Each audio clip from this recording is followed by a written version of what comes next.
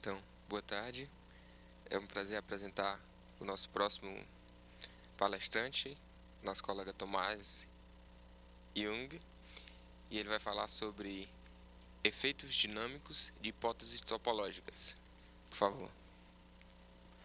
Então, muito obrigado pela apresentação, muito obrigado a todo mundo que está aqui, todo mundo que está assistindo no YouTube.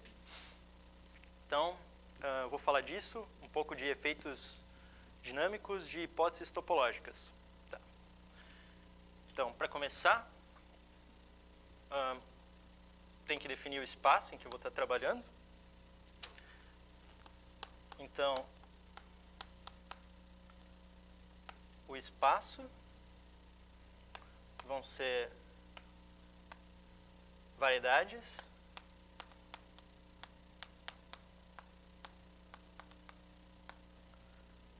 compactas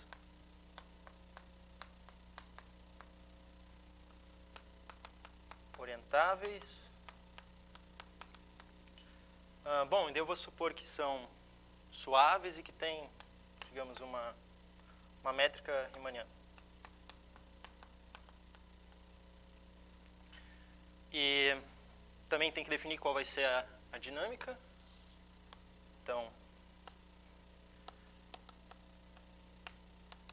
a dinâmica é simplesmente uma aplicação de M em M. Tá. Então, a pergunta é, que tipo de propriedades valem para todas tais dinâmicas?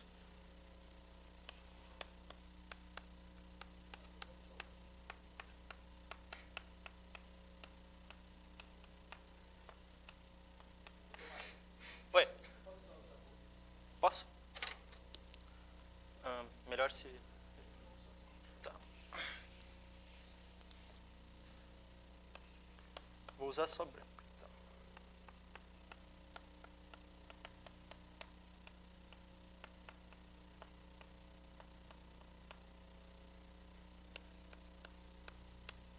Para todas tais dinâmicas.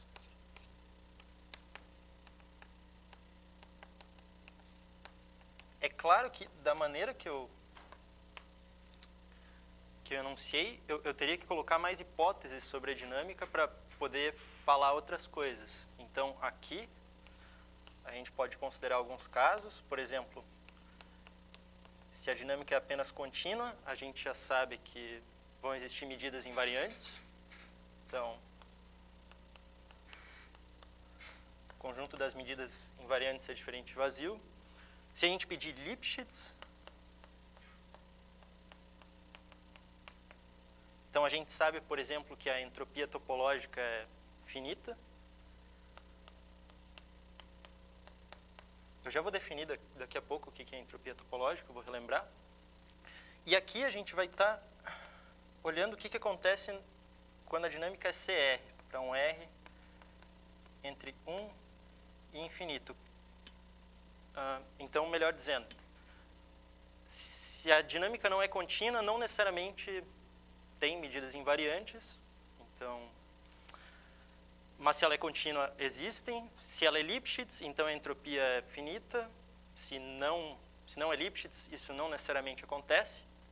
Então, a gente vai ver algumas coisas que acontecem na topologia CR para R maior ou igual do que 1, mas que não necessariamente valem se a dinâmica é Lipschitz, por exemplo. Tá. Então, que tipo de coisas são essas? Então, a gente está interessado em informações assintóticas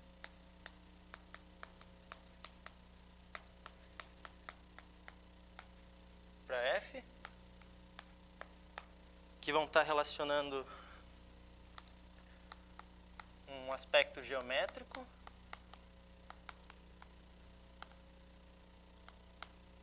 com um aspecto que vem da topologia algébrica da aplicação F.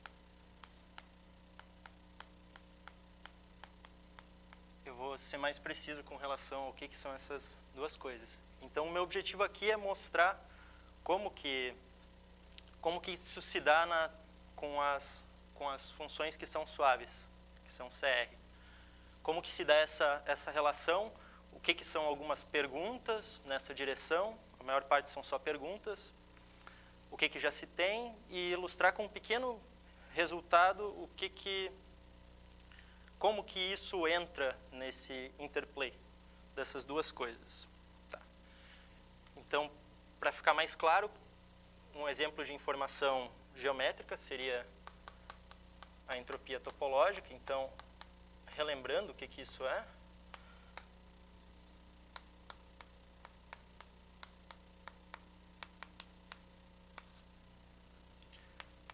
Denotada por H de F. Então, a gente considera A um conjunto, um subconjunto de M. A gente diz que ele é N epsilon separado para N natural e epsilon positivo, se dados quaisquer dois pontos,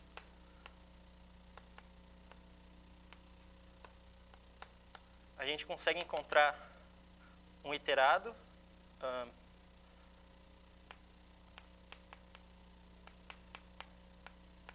entre, digamos, o iterado 0, que seriam eles mesmos, e n-1, que é em que a distância entre esses pontos é maior do que epsilon. Poderia ser até fn-1 de x, fn-1 de y. Tá. Então, e a gente denota por n, fn, epsilon, como sendo a cardinalidade máxima de um tal conjunto.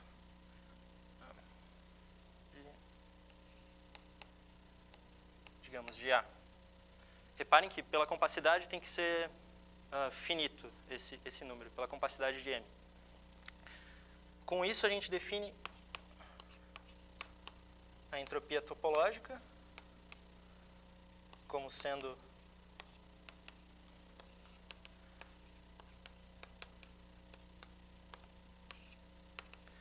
primeiro a taxa de crescimento exponencial, fixado epsilon, desse tamanho dos conjuntos n epsilon separados, mas daí a gente ainda toma o limite quando epsilon vai para zero. Tá, então essa é a entropia topológica. Reparem que aqui eu usei a métrica, mas poderia usar simplesmente a topologia, e de fato a entropia ela tem várias manifestações, ela aparece de tudo quanto é jeito em dinâmica. Enfim. Tá. Então isso seria, digamos, um exemplo de uma informação assintótica geométrica para a dinâmica. Um exemplo da topologia algébrica seria a ação na homologia.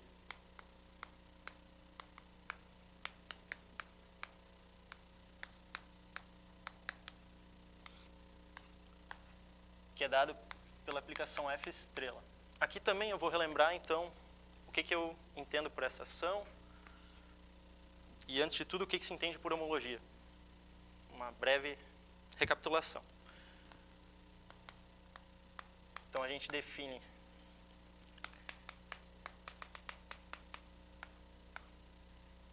esse simplexo como sendo o conjunto dos xis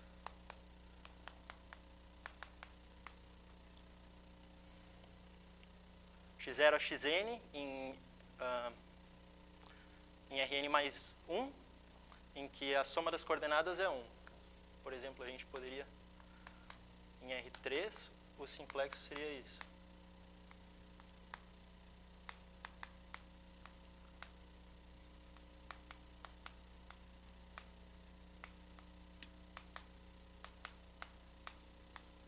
Seria dado por esse triângulo aqui. Em dimensão 2 seria só esse segmento de reta. Tá. Então, dado o simplexo, a gente considera as aplicações contínuas dele em M.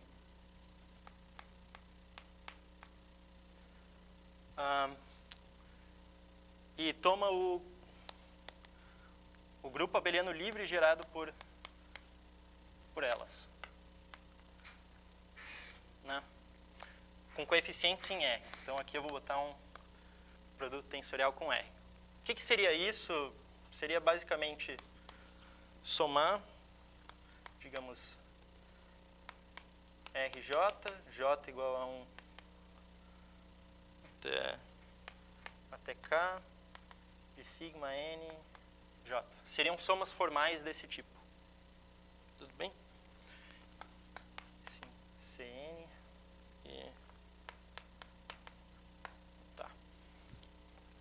Então, a gente considera uma aplicação, operador de bordo, que vai desse grupo CN no CN-1. E isso é dado por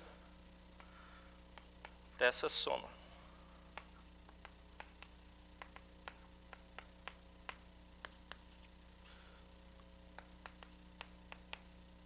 Menos 1 na I. Em que aqui a gente restringe para umas subfaces do simplexo. E faz essa soma alternada.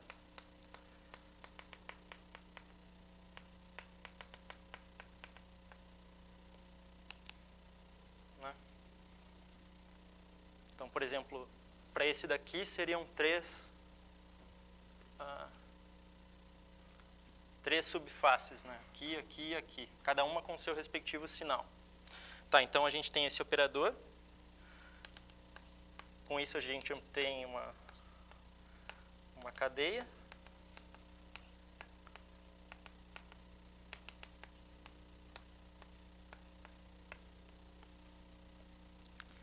E o que se verifica é que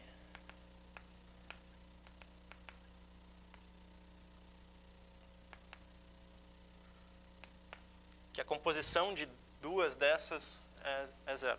Tá. A gente mais geralmente denota esse operador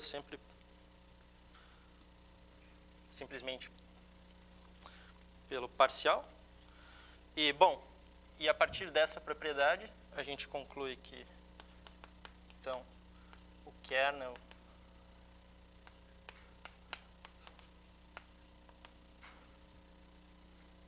do bordo N-1 contém a imagem do bordo N e, portanto, a gente pode considerar o quociente, que é dado por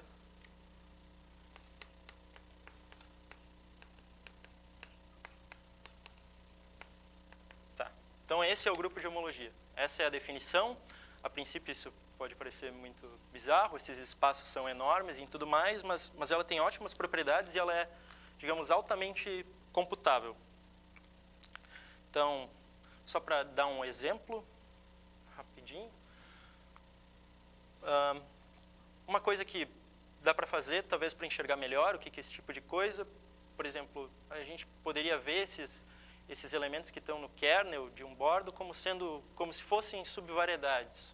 Então, só para ilustrar isso, a gente poderia pegar, por exemplo, a esfera, imaginar que ela vem de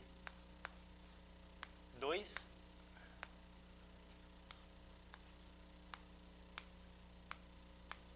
desses triângulos colados, né? Então, a gente cola eles de tal forma que eles têm uma orientação reversa aqui. Então, digamos, esse corresponde ao de baixo.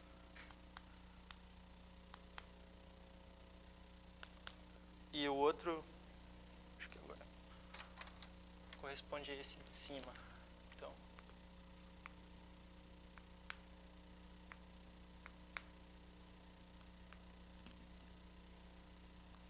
Então, dá para ver que quando aplicar o operador de bordo aqui, isso vai se anular. Então, isso está no kernel. Tá. Só uns dois exemplos também que vão aparecer. A homologia da esfera. Aqui vão ser tudo em R. É sempre R. Se o J é 0 ou M, e é 0 caso contrário. E do toro é isomorfa R na M escolhe J. Tá. Tá, então o que se verifica? Talvez usando algum outro tipo de homologia, usando, né, simplicial, CW complexo, é que isso sempre é um espaço vetorial de dimensão finita. Se a variedade é compacta, então isso só vai ser diferente de zero se o J é... isso daqui é zero para todo J maior ou igual do que M. E como a gente está trabalhando com uma variedade orientada, também tem que a maior de todas, com a dimensão de M, é isomorfa R. A gente vai usar isso. Tá, então isso é a homologia da M, tem que definir ainda qual é a aplicação F estrela. Então, isso é dado da seguinte maneira: a gente considera F estrela de Cn em Cn, dado pela composição. Então, a gente define para uma dessas como sendo a composição. Reparem que isso também vai ser uma aplicação do simplexo em M. E daí dá para verificar que isso comuta com o operador de bordo. E, portanto, dá para definir a aplicação F estrela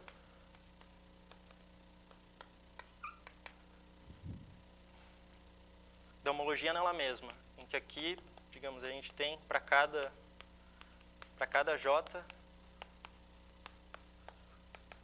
um operador dele nele mesmo. Agora, essas coisas aqui são tudo espaços vetoriais. Então, essas aplicações aqui vão ser transformações lineares. Né? Tá, então isso daqui é uma transformação linear.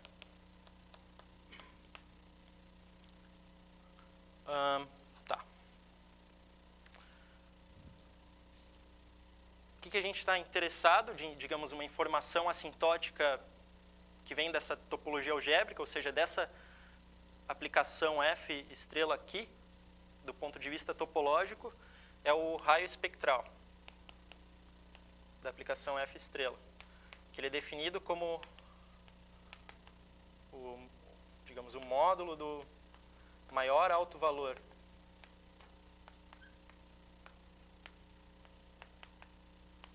de F estrela. Sim?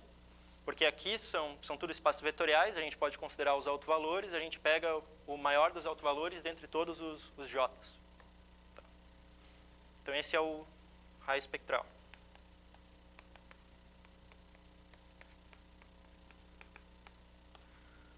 Uma outra quantidade que vai ser interessante para a gente é o grau. Como a gente define o grau? A gente tem que F estrela M vai desse grupo de homologia do topo, nele mesmo. Isso daqui é isomorfo a R, então isso daqui vai ser uma aplicação, digamos, de algo isomorfo a R dele mesmo.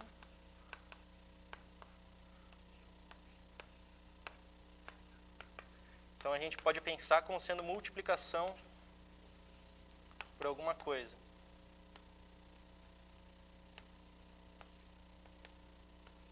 Essa coisa, pelo que a gente multiplica, é o que a gente chama de grau da aplicação F. Esse grau aqui vai ser sempre um inteiro. Dá para ver isso usando, ao invés de coeficientes em R, usar coeficientes em Z, ou algo do tipo. Dá para ver que isso vai ser sempre inteiro. Tá. Então, essas são as quantidades que a gente considera. O raio espectral e tem o grau. Essas são as informações que vêm da topologia que a gente está interessado. Tá. Então, nesse contexto, a gente tem a seguinte conjectura.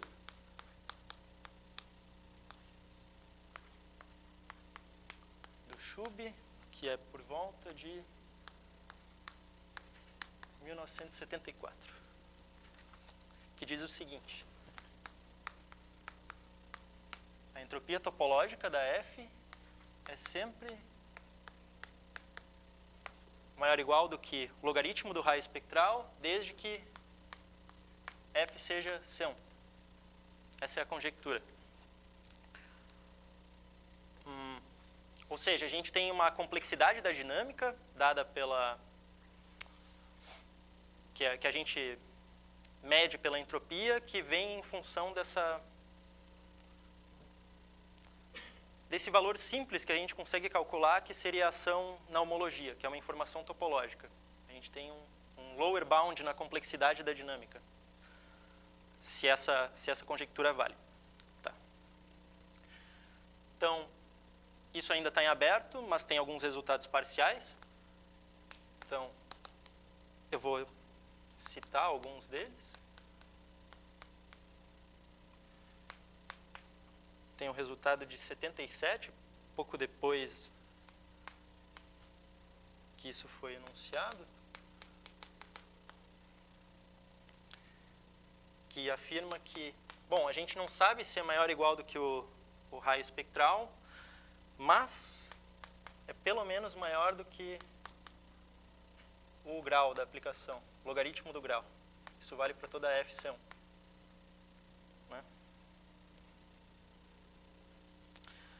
Ok. Outro resultado é do Yonjin,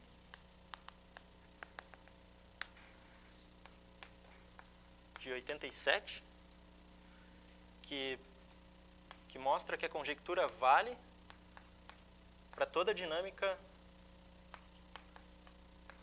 sem finito. Ou seja, se for suficientemente suave, também é válido. A ideia, só para deixar aqui, é comparar a entropia com o crescimento de volumes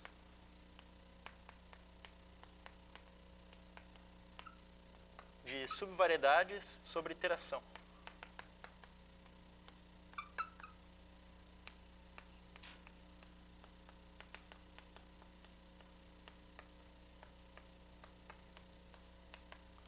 Tá. E, bom, aqui eu coloquei C1. De fato, isso não se verifica na topologia Lipschitz. Então, isso é falso para F Lipschitz, ou seja, é um fenômeno para dinâmicas suaves. E o exemplo é a aplicação da esfera de Riemann nela mesma,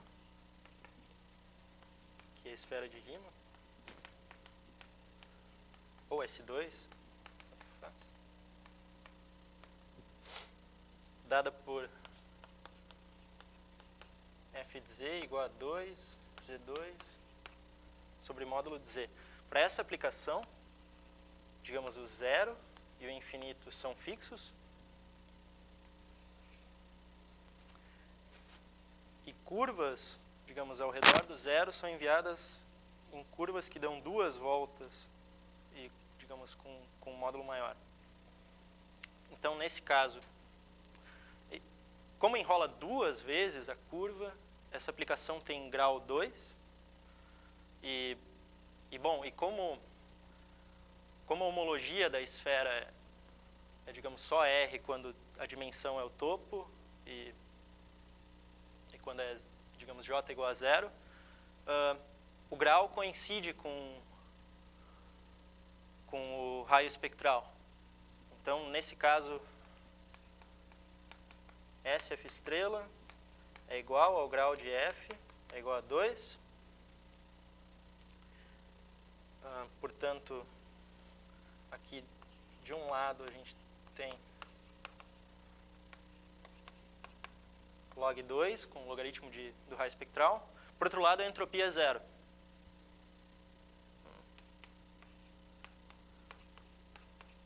Aí tem algumas maneiras de ver isso. Uma maneira de ver é que se restringir... Ô, Tomás, O Pujols pediu para perguntar o que o Yodin prova no caso CR. No caso CR, eu desconheço. Ele saberia dizer se tem algo mais, então? Vamos esperar para ver se ele fala algo. Bom, mas eu desconheço. Teria que dar uma olhada. Tá, aqui a entropia é zero.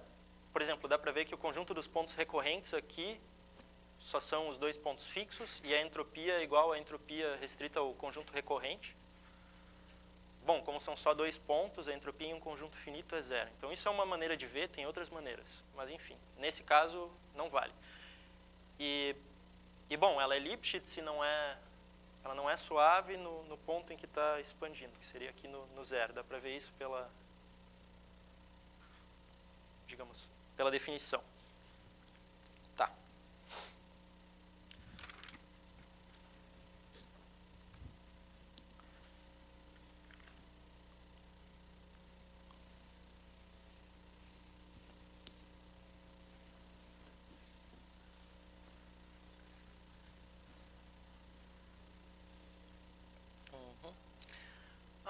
Tem mais um resultado nessa direção, mas que não é,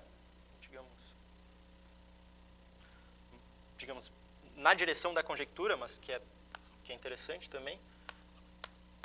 Esse resultado do Marzantovich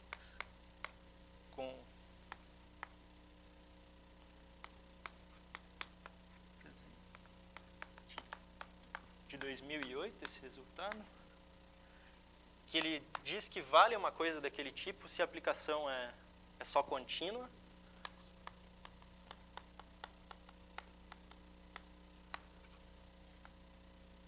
Desde que a variedade seja uma nil variedade.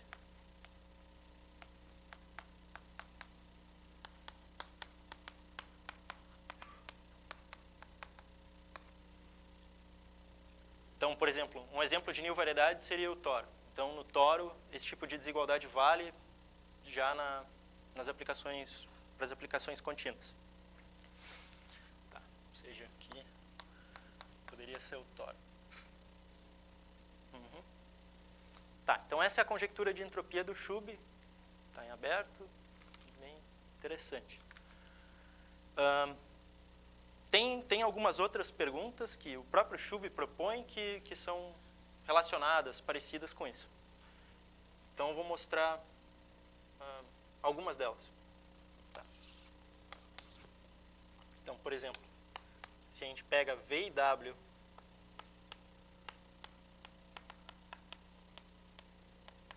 subvariedades de M,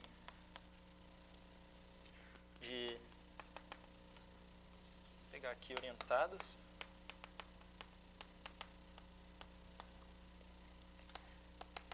e tais que a soma das dimensões delas é igual à dimensão de M, a gente pode considerar as classes de homologia dadas por essas subvariedades. Eu não vou entrar nos detalhes, mas dá para fazer isso pensando naquilo que eu falei antes, que, digamos, a gente pode pensar nas classes como sendo subvariedades, em algum sentido. Aqui nas correspondentes dimensões.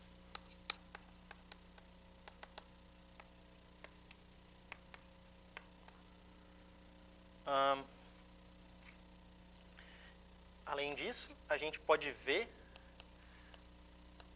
por exemplo, uma dessas classes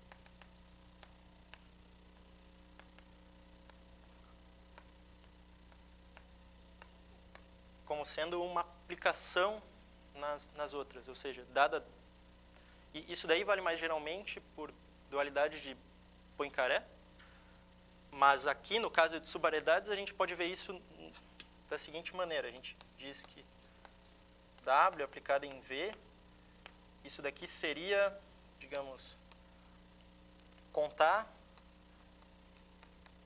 os pontos de interseção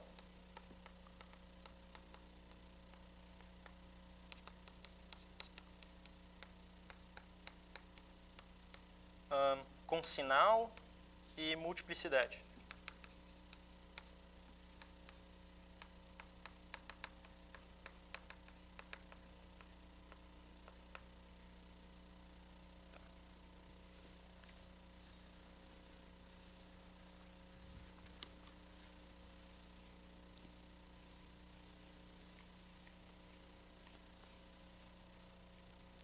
contar com sinal e multiplicidade. E, bom, a gente pode fazer isso ainda para iterados dessa classe por f estrela. Então, Ô, Tomás, fala. o Pujols mandou um link aqui falando o que ele perguntou, o que o Yodin fez no caso CR. O que foi Em feito? particular, ele mostra que o volume do crescimento, o crescimento de volume de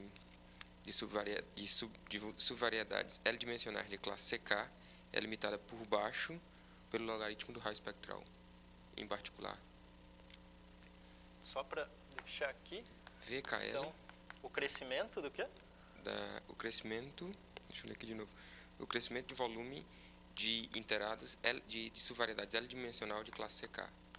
Iterados de variedades L-dimensionais,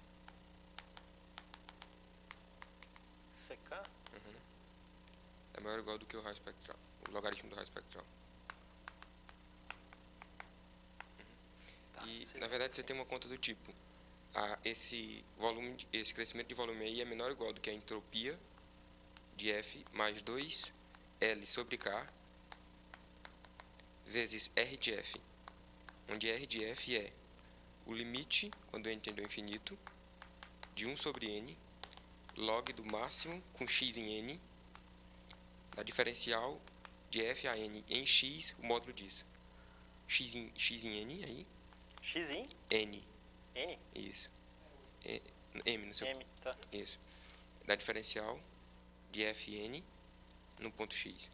O módulo disso. Diferencial de Fn no ponto X. Isso. Tá.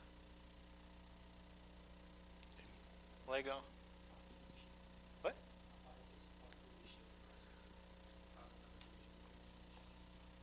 Esse fator RF ou... ou seja, ele primeiro compara com o crescimento de volume e daí compara a entropia com o volume. Não é algo de um para o outro direto, né? Se vai para... Daí isso daqui vai desaparecer.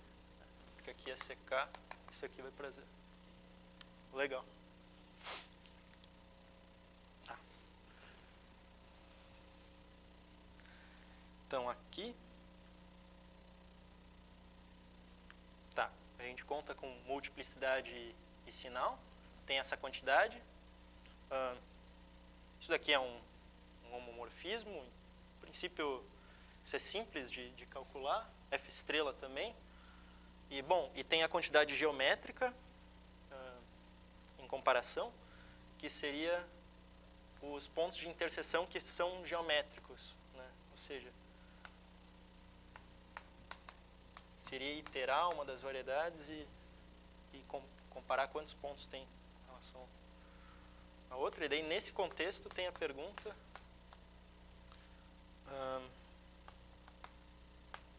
de se o lim-sup, ou seja, se o crescimento exponencial dessas interseções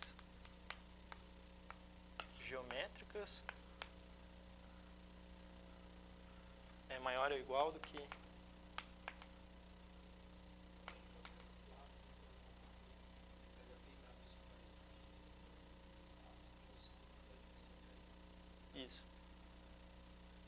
Isso, cuja soma das dimensões da M. Tá. O fato é que para subvariedades orientadas, tu pode associar classes de homologia na tua variedade. Uma maneira de ver isso é, por exemplo, eu escrevi aqui, que digamos a maior é R. Então tu basicamente está usando algo desse tipo. Tu está pegando, por exemplo, tu poderia ignorar a M por um momento e olhar para V. Poderia pegar a classe da V e mergulhar na M através do mergulho que tem. Então, assim, tu conseguiria uma classe para V. Da mesma forma, tu consegue uma para W, assim, nas respectivas dimensões. E daí, tu pode associar esse operador, isso daqui vale mais geralmente, que, digamos, vai dessa dimensão complementar, a dimensão dessa classe, em Z. E a maneira de fazer isso, pelo menos de visualizar, Seria contar os pontos de interseção com sinal e multiplicidade. Para isso estar bem definido, tem que usar, tem umas questões de transversalidade. Mas, digamos, se as interseções são transversais, dá certo para definir, que nem é. Esse sinal seria dado por, bom, tu olha se, digamos, a base de uma com a outra, se isso é positivo, se isso é negativo, coisas assim. Tá. Então aqui, deixa eu botar embaixo, do que essa taxa algébrica.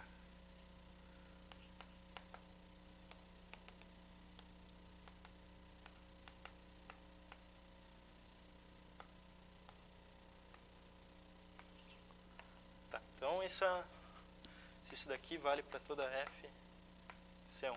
Então, isso é uma outra pergunta. Aqui, não sei se tem resultados parciais para essa desse jeito. Mas isso também é uma pergunta interessante. Nesse contexto, a gente pode considerar ainda, então, aqui um caso particular.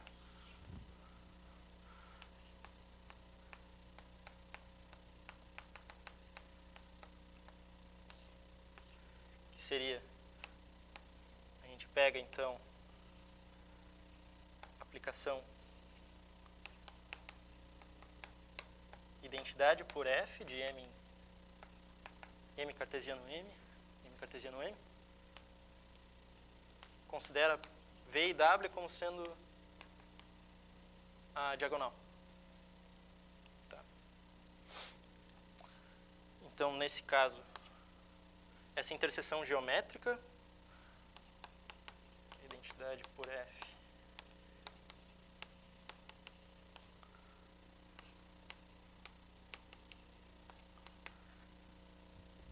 conta os pontos periódicos da f, e a interseção algébrica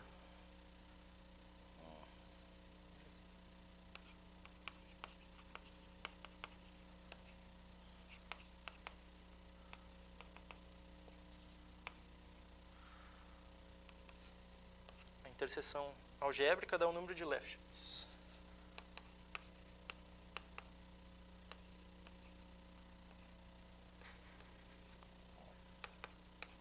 De f.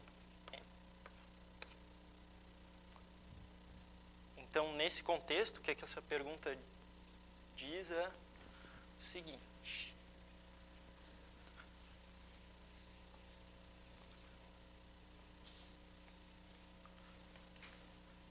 Se vale sempre que... Então, essa é a questão 2.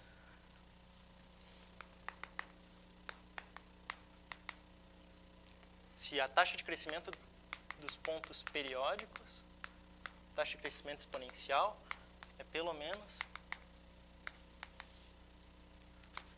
taxa de crescimento exponencial do número de Lefschetz. Isso também para toda FC1.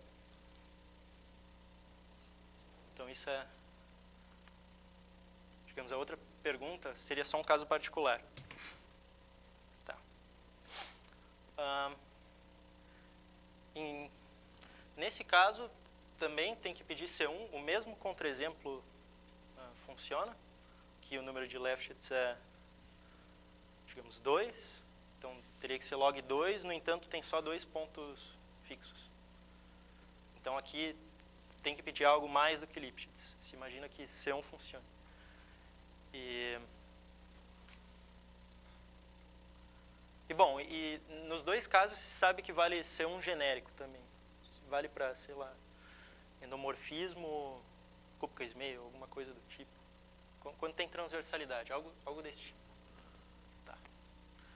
Então, nesses dois casos,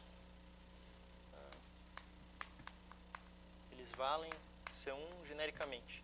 A pergunta é mesmo se vale para toda a aplicação C1. Tá.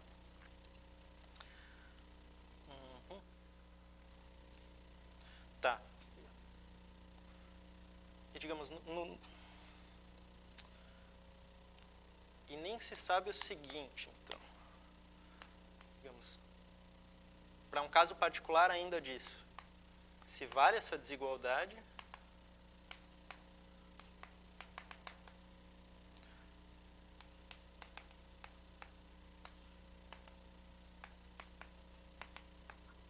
para um mapa de grau 2 em S2.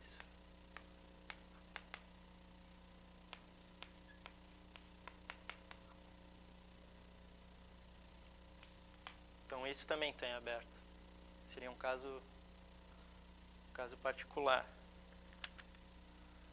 Aquele contra-exemplo também é contra-exemplo se trocar aqui para toda F e aqui C1. Né?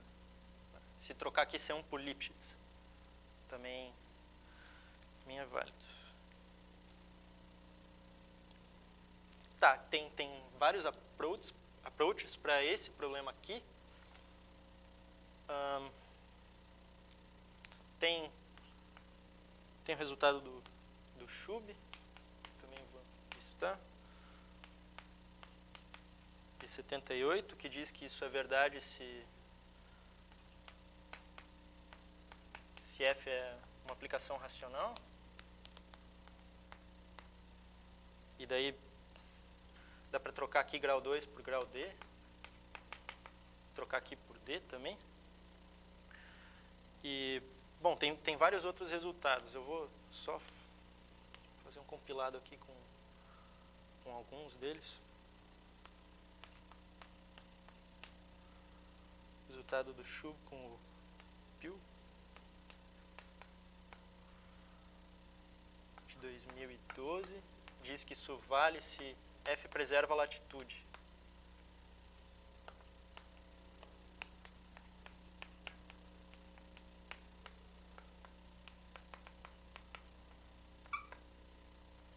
Seria, né,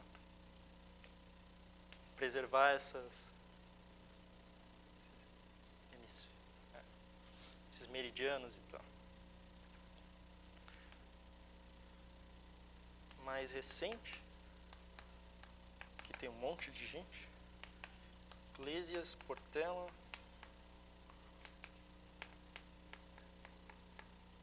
Vela, Xavier. Resultado de 2016 mostra que se ela é de grau 2, não, de grau D, desculpe.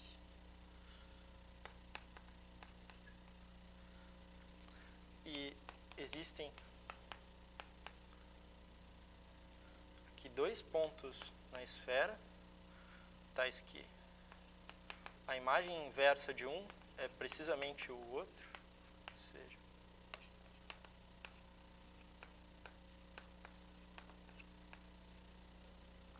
ou seja, tem esses 2 pontos, imagem inversa de um e imagem inversa do outro. Então, nesse caso,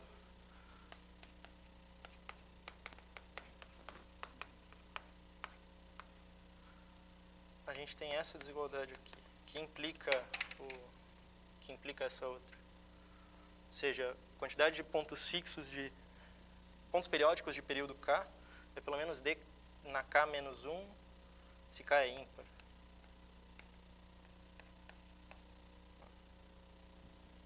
Tá.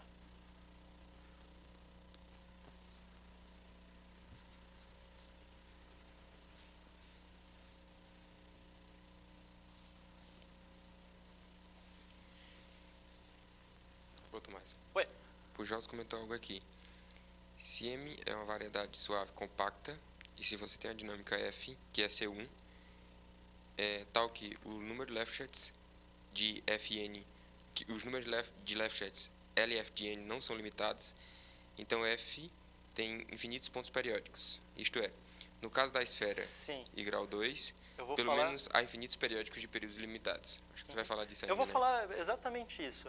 Eu só vou enunciar mais um e outro resultado que provaram aqui, e daí eu vou fazer exatamente isso. Eu vou dar essa prova, porque eu acho que ela ilustra muito bem onde é que entra, digamos, a hipótese FCC1, o que ela pode, digamos, agregar quando tu estuda a dinâmica.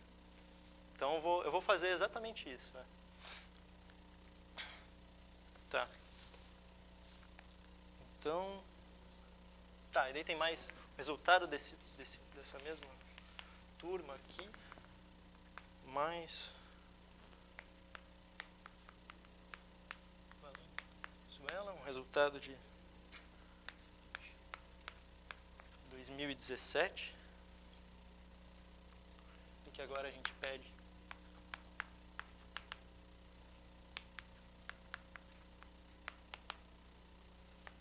de grau D.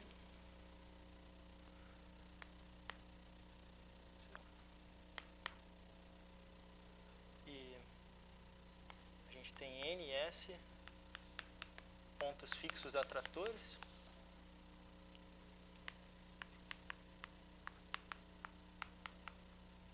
E a propriedade de que para todo loop trivial aqui,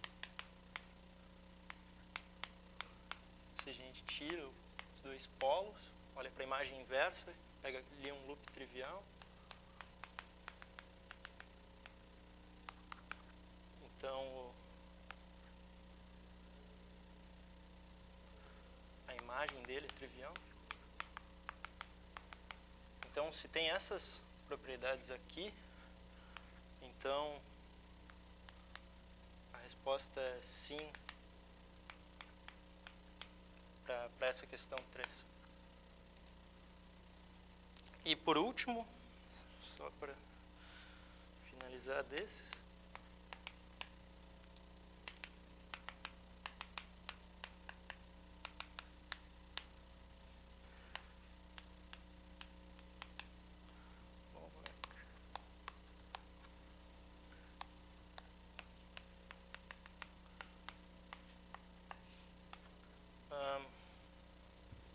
um resultado que diz algo parecido com esse outro, preservando a latitude, só que aqui eles definem algo que é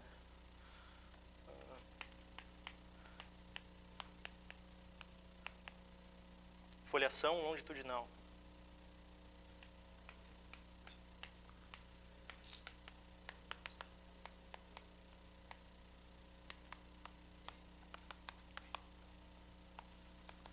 Não vou entrar nos detalhes, também nem sei. Tá. Então, esses são vários resultados parciais para aquela questão. Tem outros approaches também, por exemplo, usando expoentes de Lyapunov, tentando imitar, sei lá, uma espécie de teorema de Katok, algo do tipo. Essas coisas, bom, prime-ends, coisas desse gênero também. Mas o que eu vou falar rapidamente é de um resultado do Schube com o Sullivan, que é isso que o Pujaus falou, que é um progresso nessa questão 2, né, que seria o seguinte resultado. Então, deixa eu botar aqui.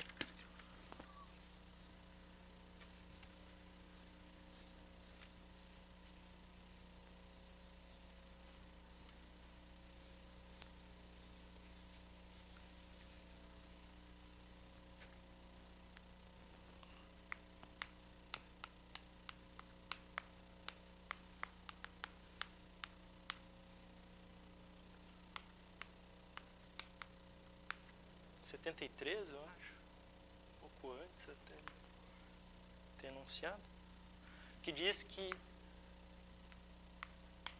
para toda FC1,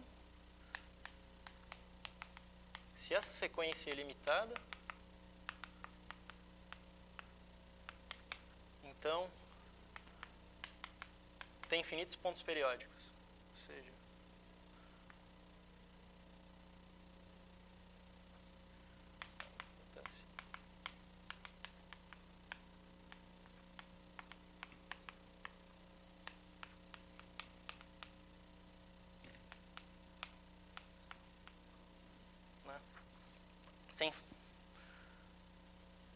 sem falar nada do crescimento de pontos periódicos, só que existem infinitos. Aquele exemplo de antes, com a aplicação que era Lipschitz, né, que era essa daqui.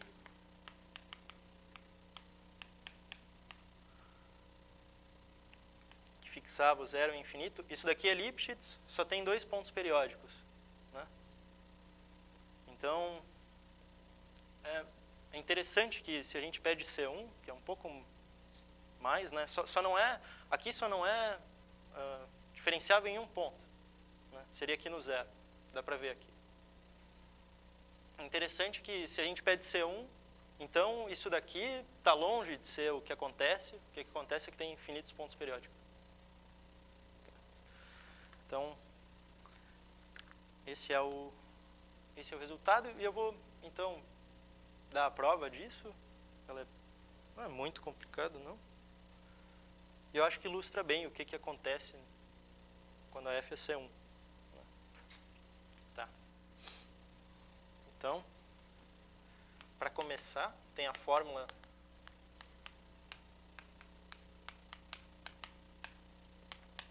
de Lifshitz, que ela diz que aquele número de Lifshitz que eu escrevi antes,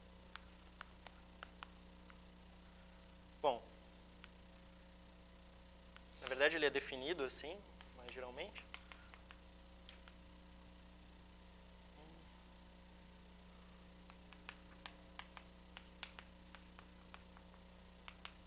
ele é dado pelos traços dessas aplicações na homologia, a soma alternada deles. Então, algumas coisas sobre esse número. Isso daqui para F, isso pode ser definido para F contínua. Bom, ele vai ser inteiro. Tem, por exemplo, L da identidade, é a característica de Euler da variedade. E também que se ele é diferente de zero, então a F tem um ponto fixo. Tá. Isso são algumas coisas que valem. Mas ainda tem mais uma igualdade aqui que funciona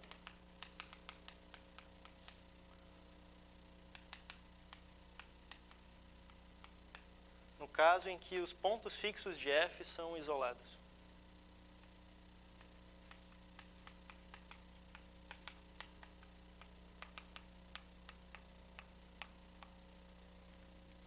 Que ajuda a entender por que isso daqui vale, por exemplo.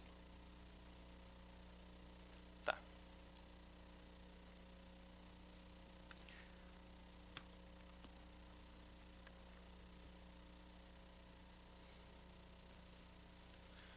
Para aquela fórmula fazer sentido, teria que dizer então o que é o índice, e a ideia intuitiva é de, assim como o grau, é de quantas voltas algo dá em torno do ponto. Então, se tu tem um ponto fixo isolado, tu olha em uma vizinhança desse ponto, uma curva, aplica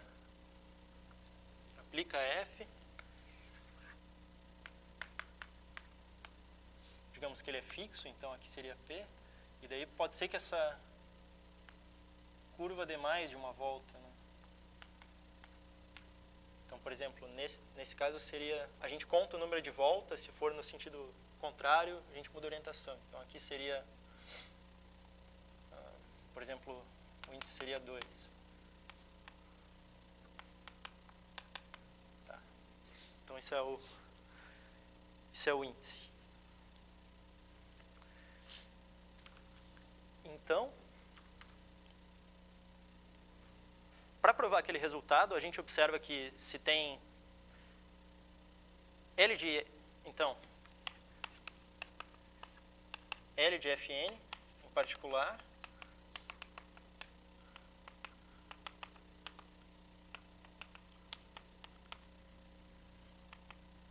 é a soma dos índices dos pontos fixos de Fn,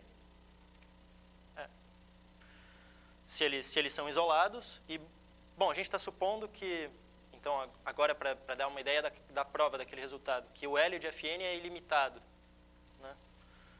Então, a ideia é mostrar que esses índices, no caso C1, tem que ser todos finitos.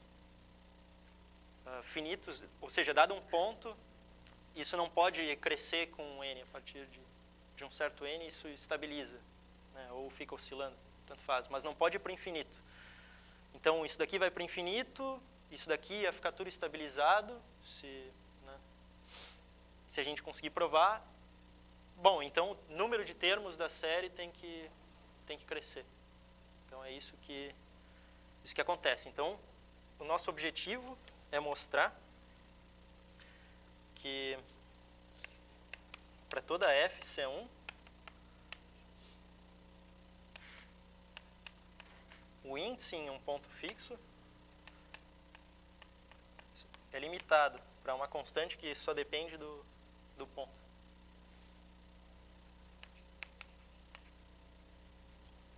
Ou seja, verificando isso, o resultado segue, né? Essas questões de ponto isolado ou não vão interferir muito. Por exemplo, se não tivesse ponto fixo isolado, já teria que ter infinitos pontos fixos. Então, bom, né? Então a gente pode supor que é isolado e, bom, por contradição, algo do tipo. Tá. Então esse é o resultado que a gente quer verificar. E para fazer essa conta, a gente vai trabalhar em coordenadas.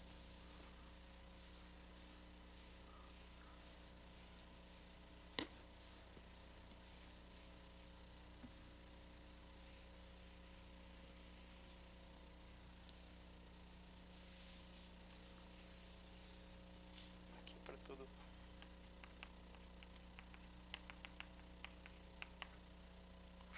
Fixo. Tá.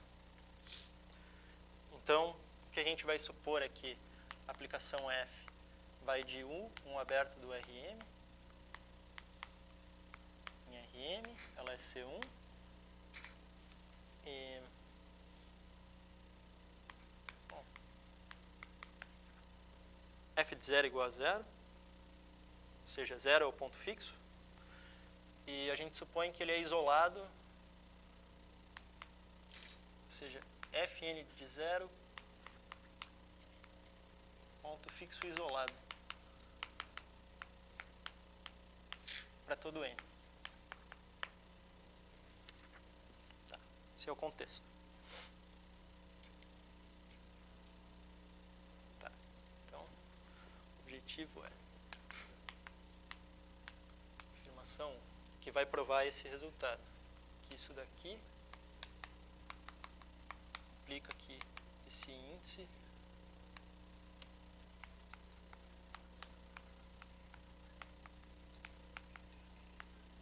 é limitado para todo n.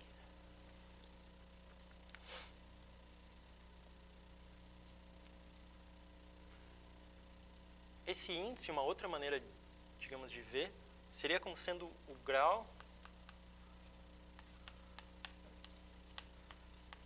dessa aplicação.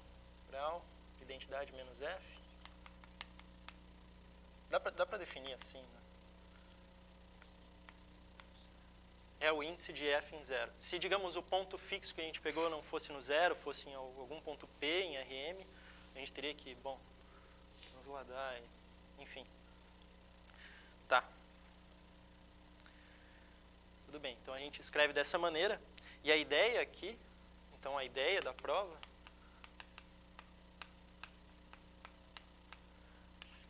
é que a gente vai pegar identidade menos Fn e verificar se ela é próxima de identidade mais F mais Fn menos 1.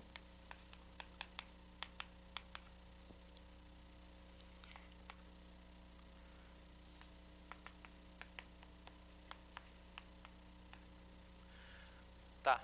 Se ela, digamos, está próxima disso, aqui a gente tem um dífio e aqui a gente tem um dífio local, então o índice de Fn em 0 é o grau identidade menos Fn. Como isso daqui é um dífio, só vai dar uma mudança no sinal do grau da aplicação. Por exemplo, se a gente pega uma curva e transporta ela por um dífio, ela, né, e com um ponto fixo, ela não vai enrolar mais vezes do que ela já enrola, só pode mudar a orientação ou não. Então, aqui vai ser grau de identidade menos f, e isso é o índice de f em 0. Tá? Ou seja, sempre que isso for um diff local, a gente tem que o grau vai só trocar por um sinal. Né? Isso aqui é. Então a gente vai estudar quando que essas coisas são um diff local. Tá. Vou tornar isso tudo mais preciso, então.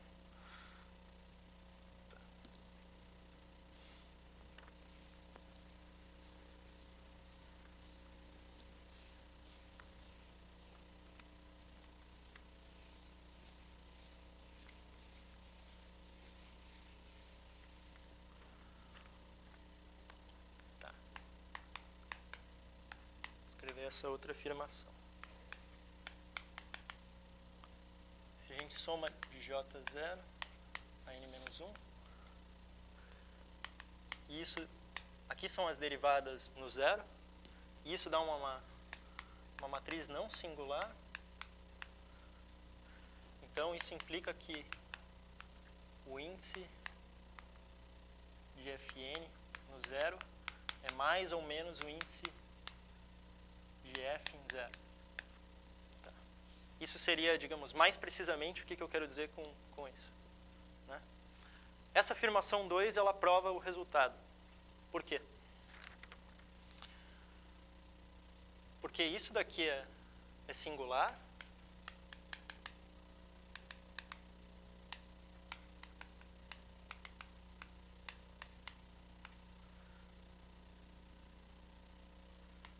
Se o n se escreve como mk, para um k maior do que 1, e existe um alto valor lambda de df, tal que lambda na k é igual a 1, e bom, e lambda não é 1. Né?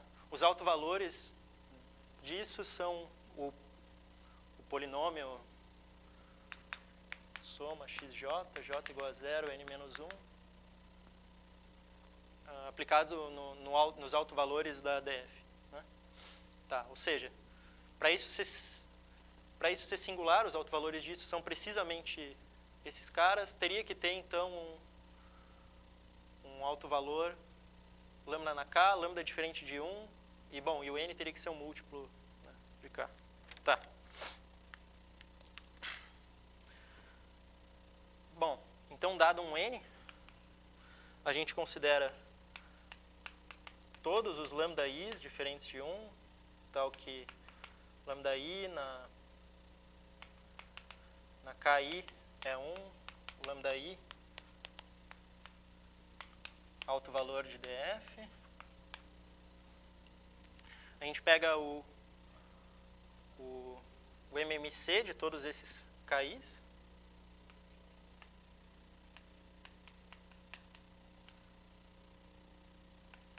define isso como sendo k, e daí a gente considera a aplicação f na k. E aplica o resultado aqui não com f, mas com f na k. Nesse caso, não vão ter autovalores, digamos, não triviais para df na k, vão ser todos 1, essa que a gente matou todos eles, tomando essa potência. Então, nesse caso, ou seja, dado n, a gente tem essa informação, define esse k, e daqui a gente tem que o índice no zero do Fn é mais ou menos o índice no zero em f nesse k. Bom, mas são um número finito de autovalores para df, cada um deles tem a sua potência, né, que tal que ele vira 1. Então, isso daqui mostra que, dado um n qualquer, a gente consegue reduzir eles, pelo menos para esse k tem, digamos, uma cota superior para ele. Então, vão ser um número finito de índices que a gente consegue obter. A partir de um ponto, só troca o sinal de coisas que já apareceram. Tá. Ou seja, essa afirmação 2, então, ela implica a afirmação 1. Tá, então resta provar a afirmação 2.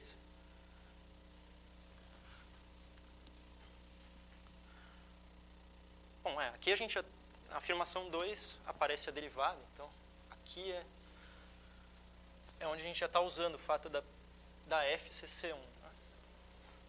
Está dando esse bound no índice. Tá.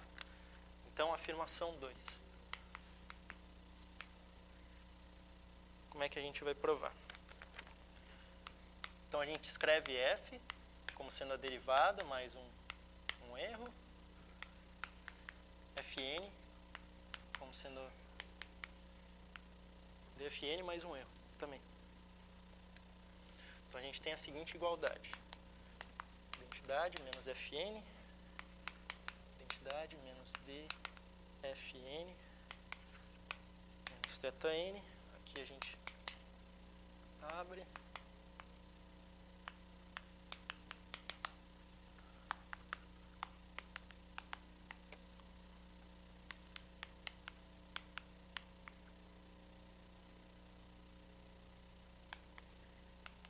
Aqui bom, sua definição.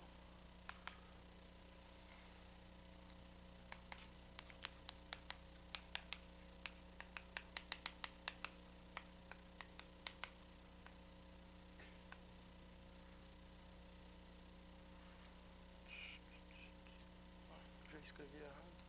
Aqui era df.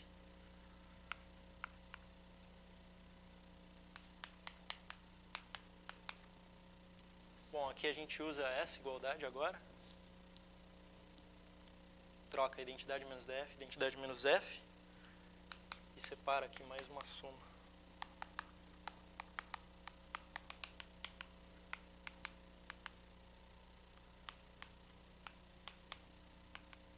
θ1 menos θn. E isso aqui, então,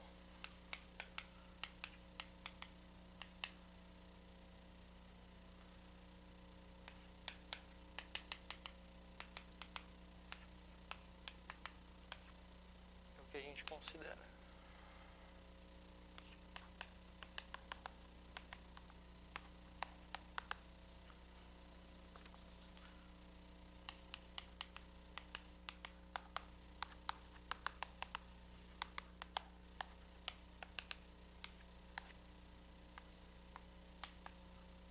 Tá. Então a gente tem essa igualdade. Identidade menos f na n é igual a algo com identidade na menos f, mais esse termo, que é o que aparece no enunciado da definição 2, mais essa outra coisa. Aqui a ideia é a seguinte. Se isso daqui for muito menor do que isso, por exemplo, se fosse menor, ou seja,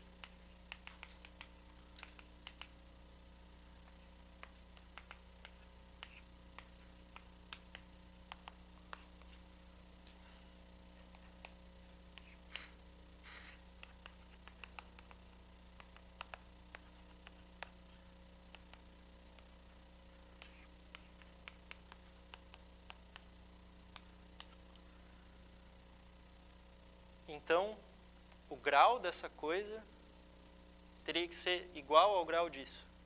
Como é que dá para ver isso?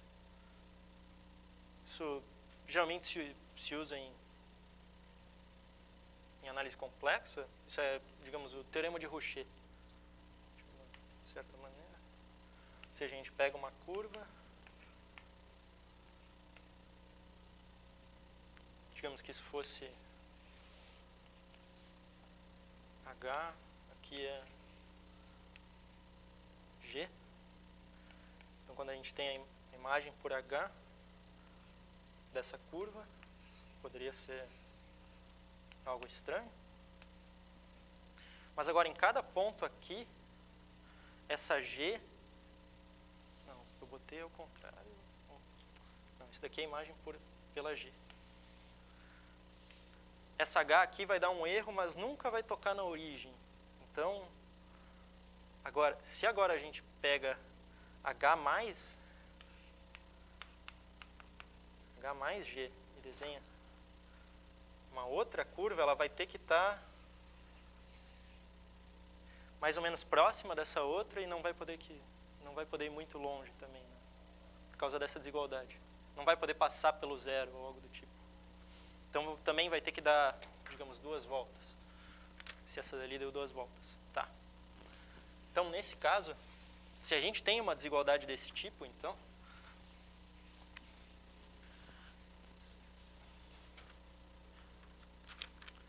vale que o índice de Fn no zero seria o grau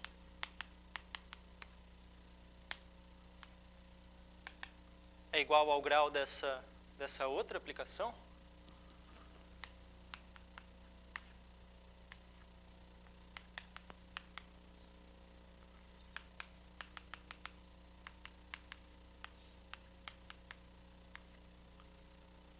Composto com identidade menos F.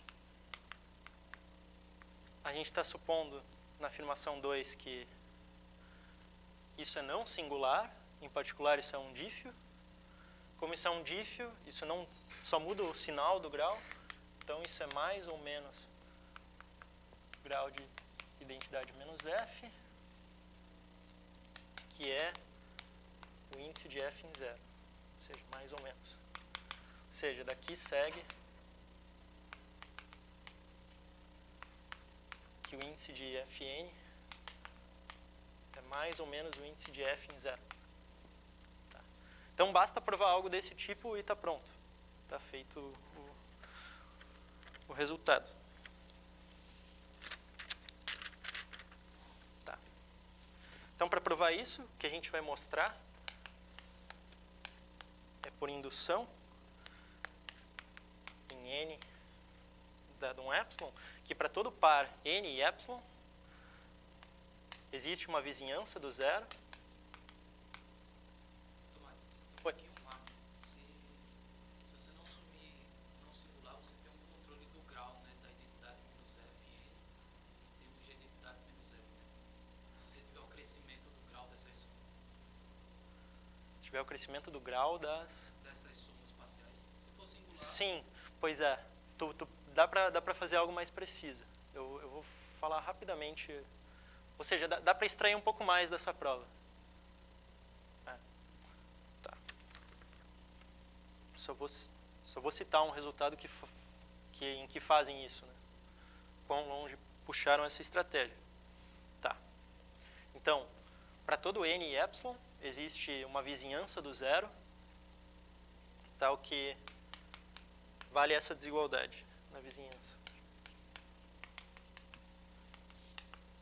Igual a zero.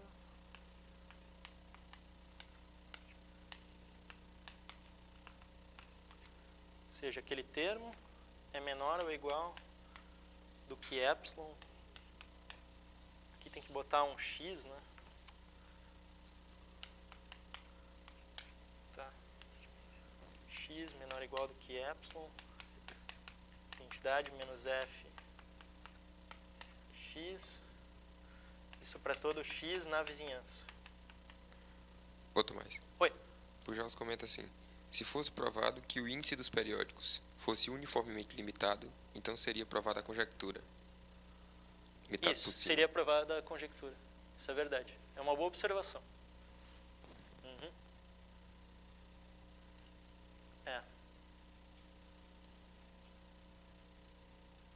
Mas a princípio... Porque pode ser, de fato, o que ele está dizendo é que, bom, a gente prova que para cada ponto tem uma cota e isso implica que vai ter que criar um novo ponto periódico para aquela soma para aquela igualdade ser respeitada. Mas se, digamos, cada vez que a gente adiciona um ponto, o índice também sobe, a princípio a gente não tem nenhum controle, né, no crescimento da taxa dos pontos periódicos, mas se tivesse um bound uniforme, seria verdade, daí, por aquela igualdade já. Tá, então o objetivo é provar isso por indução. Para todo n e epsilon tem uma vizinhança do zero em que tem essa desigualdade aqui com um epsilon ainda no termo da direita. Tá. Então, aqui a afirmação 3. Se o n é igual a 1, isso é Isso é trivial, aqui vai dar θ1, aqui anula, vai ser 0, então está satisfeito. Então, n igual a 1, ok, vale para todo o epsilon, né? Então agora a gente quer provar para um n maior, a gente vai ter que usar que consegue fazer isso nos anteriores.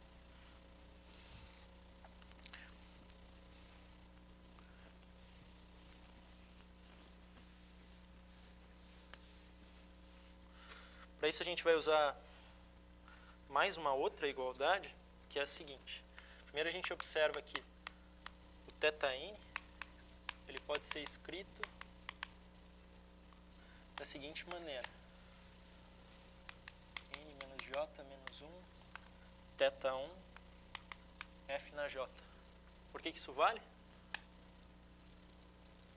Dá para provar isso por indução também? Como é simples, eu vou fazer df na n mais θn, isso é por definição f na n. A gente pode escrever como sendo f na menos 1f. Aí a gente escreve fn na menos 1 como sendo dfn na menos 1 mais θn menos 1. Aqui a f, a princípio a gente deixa como está. E daí aqui distribui como df mais θ1 mais θn menos 1f. Então isso daqui dá dfn mais dfn menos 1 θ1 mais θn menos 1f. Ou seja, θn dfn menos 1 θ1 mais θn menos 1f, e isso implica essa igualdade para todo n. Tá. Então, a partir dessa igualdade, a gente pode colocar no termo esquerdo da afirmação 3, substituir o θn, que a gente obtém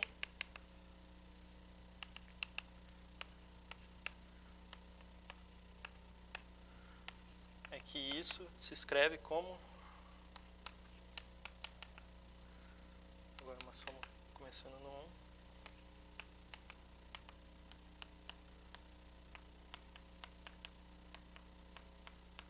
agora com identidade na menos fj, simplesmente colocando θn dessa maneira nesse termo. Tá. E aqui a gente usa a desigualdade do valor médio, ou seja,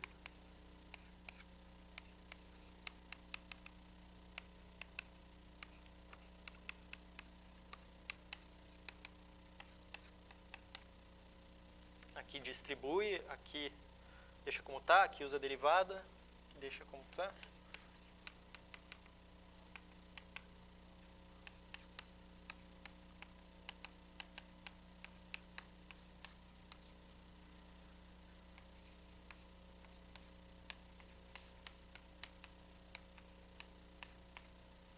Na F J. Tá. A gente consegue essa desigualdade. Agora, aqui a gente pode continuar com identidade menos f na j, porque tem essa outra igualdade aqui, ou seja, estrela com um n igual a j.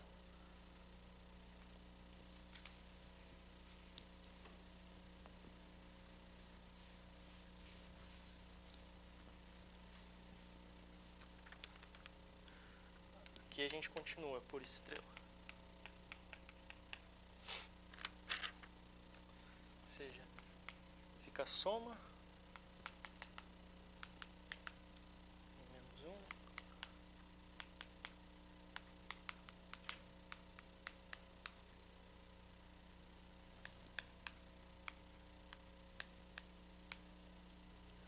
Aqui em cada um vai ter uma soma que a gente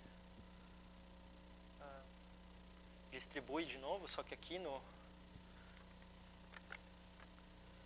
f na menos n, aqui a gente vai distribuir, vai ficar aqui o módulo, e isso dali vai ser a parte que sobra que a gente vai ter que usar a indução. Então aqui vai ficar T igual a 0, a J menos 1, DFI, identidade menos F, mais, e daí aqui a princípio seria esse termo, né? Seria a mesma coisa, só que com o N igual a J. Igual a 0, J menos 1, DFI,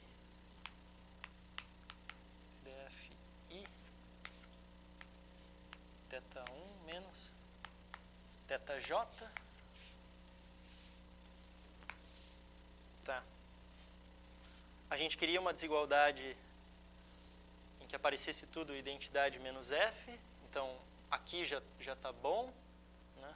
Se a gente conseguir... Aqui tem mais um detalhe, né? Aqui a derivada do θ1 no zero é zero, né? Por definição, porque ele se escreve... Porque a definição dele é essa. Né? Do θ1. Então, a derivada dele no zero é zero. Então, aqui, se a gente ficar em uma vizinhança bem próxima do zero, isso daqui vai ser pequeno. Bom, isso daqui é limitado, esse primeiro termo. Esse daqui também. Bom, vai sobrar uma identidade menos F, mas tem esse termo aqui ainda, né? Agora, aqui, a gente usa que isso é menor ou igual do que, digamos, epsilon,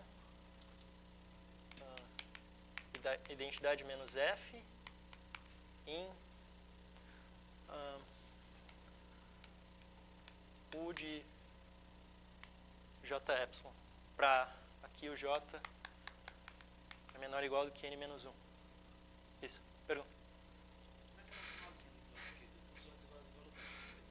Isso. Aí apareceu a derivada do lado direito. Por que não apareceu a derivada da identidade menos FJ?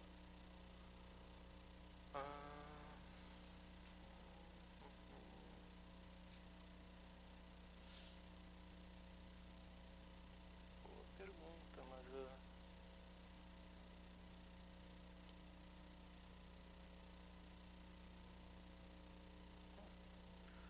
Boa pergunta, mas eu acho que a princípio...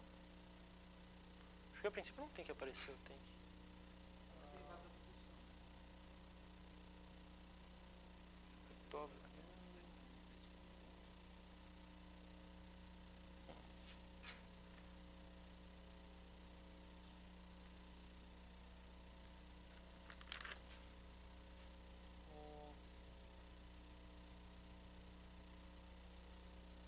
Porque aí você não precisaria reutilizar a fórmula, já apareceria.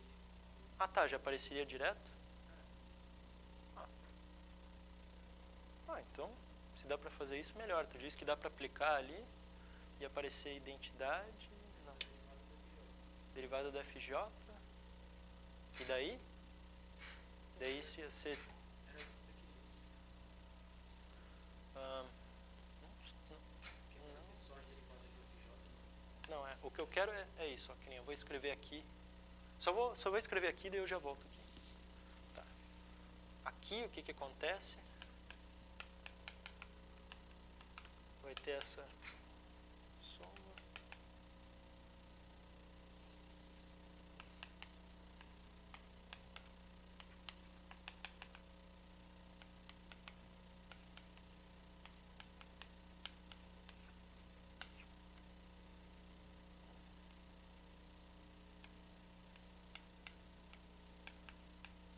Aqui deu identidade menos F.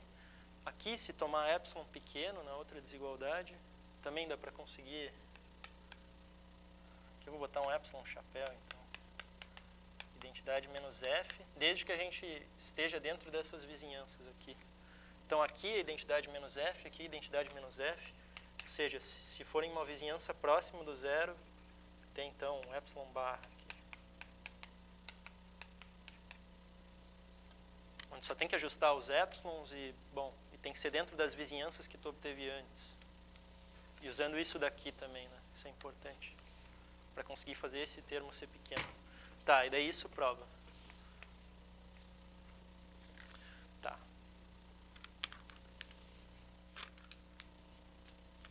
Então, acho que dá para aplicar... eu queria algo nesse sentido aqui. Com epsilon, identidade menos f.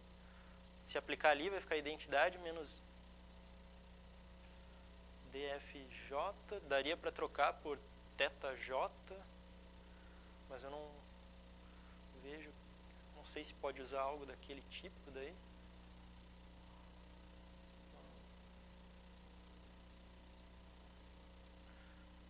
A princípio, para mim, não é claro, mas, ao mesmo tempo, eu também acho que é uma pergunta muito boa. Eu não sei, acho que não precisa aparecer, mas pensar mais um pouquinho. Só vou botar os 2 resultados que então, melhoram um pouco essa estratégia. E, bom, daí depois a gente pode pensar nisso por um instante. Tá, então isso provou aquela afirmação que resultado do Shub com Sullivan de que L de Fn ilimitado Fc1 implica em infinitos pontos periódicos. Tá. Aí tem mais 2 resultados que eu achei interessante quando eu estava procurando, que são esses daqui. Tem um do Babenco, Bugatti, de 92, em que eles mostram que nesse mesmo contexto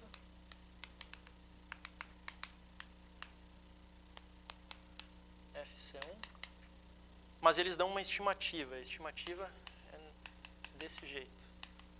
Se pegar todos os pontos periódicos de período menor ou igual do que n, ou seja, então isso daqui tem crescimento pelo menos linear. N menos N de F, C de M. C de M é uma constante que depende de M. N de F é um natural, depende da aplicação. Ou seja, vai crescer linear, pelo menos. Se espera que seja exponencial, né? Mas, bom, já tem pelo menos linear. E esse outro resultado? Então, isso seria, digamos, melhorando a técnica usada aqui, talvez usando o que o Jamerson observou. Tem mais umas relações aritméticas do índice de um ponto fixo, que ele tem que satisfazer que é uma soma com a função de Möbius. Então, tem umas condições aritméticas também, que ajudam a restringir os índices, né? Provar. Tá. Mas daí também tem esse outro resultado. Graph. Não. Graph.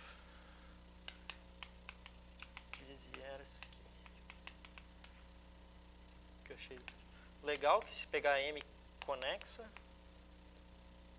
simplesmente conexa, de dimensão pelo menos 3, então para toda Fc1, para todo N maior ou igual do que 2, existe uma G homotópica a F, que também é C1, né? E tal que para essa G, a gente tem o pior crescimento possível, pelo menos até o tamanho N. Pior não, mas, bom, bem ruim, né? O crescimento dos pontos fixos para esse N.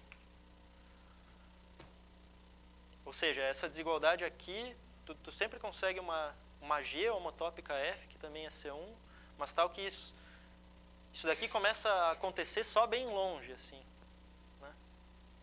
A desigualdade não, mas assim, de crescer linear, né? No início cresce bem pouco.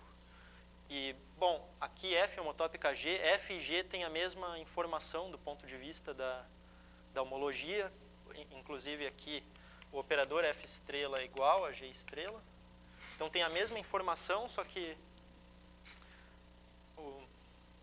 só começa a crescer bem depois, assim. Sempre consegue com comece a crescer bem depois. Então, a conjectura realmente é uma coisa assintótica, assim, na dinâmica, né? Não só na classe de homotopia dela, da dinâmica mesmo. Tá? Então, esse é o resultado.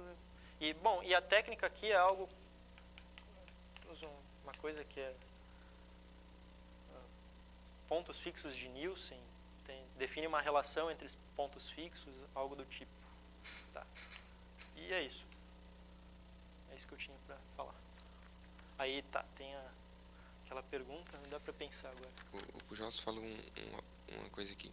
Há um resultado de LeHoux que mostra que se o índice for maior que 1, então o periódico é semi-atrator. Semi-atrator, sim. Tipo como acontece com Z mais Z na Z K, mais Z na K. em variáveis complexas. E ele diz que tem pétalas atratoras e repulsoras. Sim. Sim, isso também é